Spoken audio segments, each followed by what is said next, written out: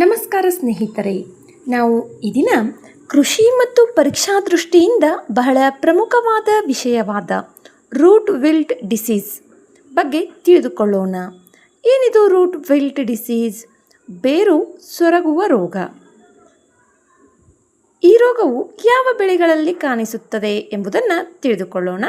ಈ ರೋಗವು ಮುಖ್ಯವಾಗಿ ತೆಂಗಿನ ಮರಗಳಲ್ಲಿ ಕಂಡುಬರುತ್ತದೆ. ಇದು ಮರವನ್ನು ತಕ್ಷಣ ಕೊಲ್ಲುವುದಿಲ್ಲ, ಆದರೆ ನಿಧಾನವಾಗಿ ದುರ್ಬಲಗೊಳಿಸಿ ಉತ್ಪಾದನೆಯನ್ನು ಕಡಿಮೆ ಮಾಡುತ್ತದೆ. ಈ ರೋಗದ ಲಕ್ಷಣಗಳು ಏನು? ರೂಟ್ ವಿಲ್ಟ್ ಡಿಸೀಸ್ ಇದ್ದಾಗ ಮರದ ಹಳೆಯ ಎಲೆಗಳು ಹಳದಿ ಬಣ್ಣಕ್ಕೆ ತಿರುಗುತ್ತವೆ, ಎಲೆಗಳು ಕುಗ್ಗಿ ಕೆಳಗೆ ಬೀಳುತ್ತವೆ, ಎಲೆಗಳ ಗಾತ್ರ ಮತ್ತು ಸಂಖ್ಯೆಯಲ್ಲಿ ಕಡಿಮೆಯಾಗುತ್ತದೆ. ತೆಂಗಿನಕಾಯಿ ಚಿಕ್ಕದಾಗಿದ್ದಾಗಲೇ ಕೆಳಗೆ ಬೀಳುವುದು, ಇವುಗಳಿಂದ ಒಟ್ಟಾರೆ ಉತ್ಪಾದನೆಯು ಕಡಿಮೆಯಾಗುತ್ತದೆ. ಈ ರೋಗಕ್ಕೆ ಕಾರಣವೇನು? ಈ ರೋಗಕ್ಕೆ ಫೈಟೋಪ್ಲಾಸ್ಮಾ ಎಂಬ ಸೂಕ್ಷ್ಮಜೀವಿಯು ಕಾರಣವಾಗಿದೆ. ಇದು ಲೀಫ್ ಹಾಫರ್ ಎಂಬ ಕೀಟಗಳ ಮೂಲಕ ಒಂದು ಮರದಿಂದ ಮತ್ತೊಂದು ಮರಕ್ಕೆ ಹರಡುತ್ತದೆ.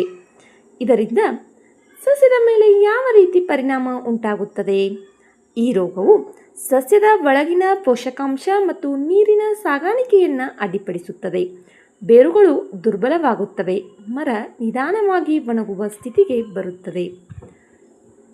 ಹಾಗಾದರೆ ಈ ರೂಟ್ ವಿಲ್ಟ್ ಡಿಸೀಸ್ಗೆ ಚಿಕಿತ್ಸೆ ಇದೆಯಾ?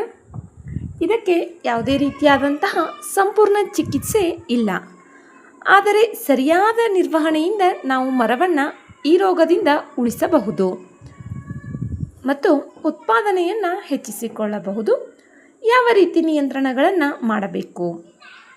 ಪೋಷಕಾಂಶಗಳ ನಿರ್ವಹಣೆ, NPK ಗೊಬ್ಬರಗಳನ್ನು ಸರಿಯಾಗಿ ನೀಡಬೇಕು. ಮ್ಯಾಗ್ನೇಷಿಯಂ ಮತ್ತು ಬೋರಾನ್ನಂತಹ ಮೈಕ್ರೋನ್ಯೂಟ್ರಿಯೆಂಟ್ಸ್ಗಳು ಕೂಡ ಮುಖ್ಯವಾಗಿವೆ. ಕಾಂಪೋಸ್ಟ್ ಗೊಬ್ಬರದ ಬಳಕೆ, ಮರಕ್ಕೆ ಸಾಕಷ್ಟು ನೀರನ್ನು ನೀಡಬೇಕು. ಕೀಟನಾಶಕಗಳ ನಿಯಂತ್ರಣ, ಲೀಫ್ ಹಾಫರ್, ನಾನು ಹೇಳಿದ್ನಲ್ಲ ಫೈಟೋಪ್ಲಾಸಮ್ ಲೀಫ್ ಹಾಫರ್ ಮೂಲಕ ಹರಡುತ್ತದೆ ಎಂದು. ಈ ರೀತಿಯ ಕೀಟಗಳನ್ನು ನಿಯಂತ್ರಿಸುವುದು ಬಹಳ ಮುಖ್ಯವಾಗಿದೆ.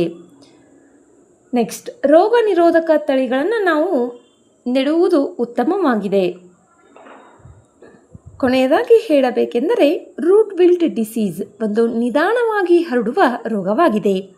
ಇದು ಮರವನ್ನು ತಕ್ಷಣ ಕೊಲ್ಲುವುದಿಲ್ಲ, ಆದರೆ ಉತ್ಪಾದನೆಯನ್ನು ಕಡಿಮೆ ಮಾಡುತ್ತದೆ. ಸರಿಯಾದ ಆರೈಕೆಯಿಂದ ನಾವು ಈ ರೋಗವನ್ನು ನಿಯಂತ್ರಿಸಬಹುದು ಹಾಗೂ ಉತ್ಪಾದನೆಯನ್ನು ಹೆಚ್ಚಿಸಿಕೊಳ್ಳಬಹುದು. ಈ ವಿಡಿಯೋ ನಿಮಗೆ ಉಪಯುಕ್ತವಾಗಿದ್ದಲ್ಲಿ ವಿಡಿಯೋಗೆ ಲೈಕ್ ಮಾಡಿ, ಶೇರ್ ಮಾಡಿ ಮತ್ತು ನಮ್ಮ ಚಾನಲ್ಗೆ ಸಬ್ಸ್ಕ್ರೈಬ್ ಮಾಡಿಕೊಳ್ಳಿ. ಧನ್ಯವಾದಗಳು.